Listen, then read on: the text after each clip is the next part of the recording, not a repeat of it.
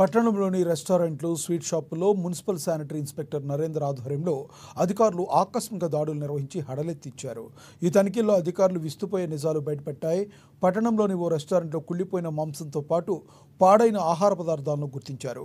ఫ్రీజర్లో పురుగులు ఉండడం, కిచెన్ అపరిశుభ్రంగా దర్శనమివ్వడంతో పారిశుద్ధ్య నిర్వహణ తీరుపై ఆగ్రహం వ్యక్తం చేశారు. వాటిపై ఫినాయిల్ పోశారు. ఇంతటి దారుణ స్థితిలో వ్యాపారం చేయవద్దని రెస్టారెంట్ నిర్వాహకులకు సూచించారు.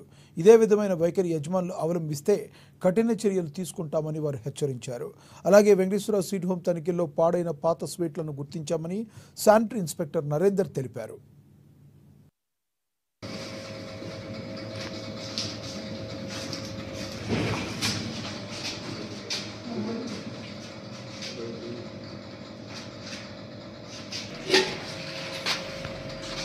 ఫినాయిల్ తీసుకొచ్చిరా రవి?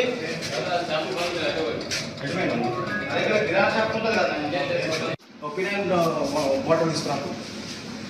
ఫినాయిల్ జల్దీ అర్జెంటుగా నేను చేస్తాను. ఫినాయిల్ తీసుకురా తొందరగా. ఉన్నాను ఏమన్నా కిడుకలు పడతారా పోరా ఒకటి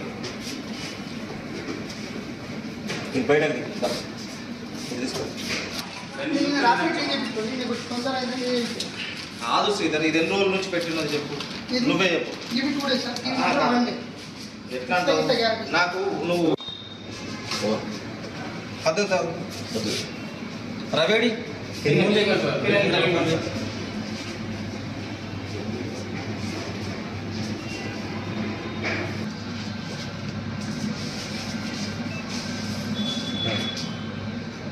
అవకాశం ఇస్తాను.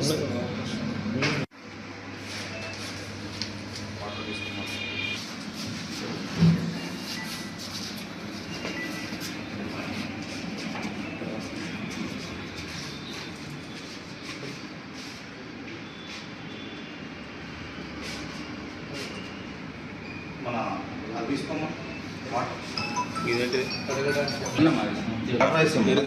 గౌరవ సిడిఎంఏ గారు మరియు మున్సిపల్ కమిషనర్ గారి ఆదేశానుసారంగా పట్టణంలోని పలు హోటళ్లను ఈరోజు తనిఖీ చేయడం జరిగింది.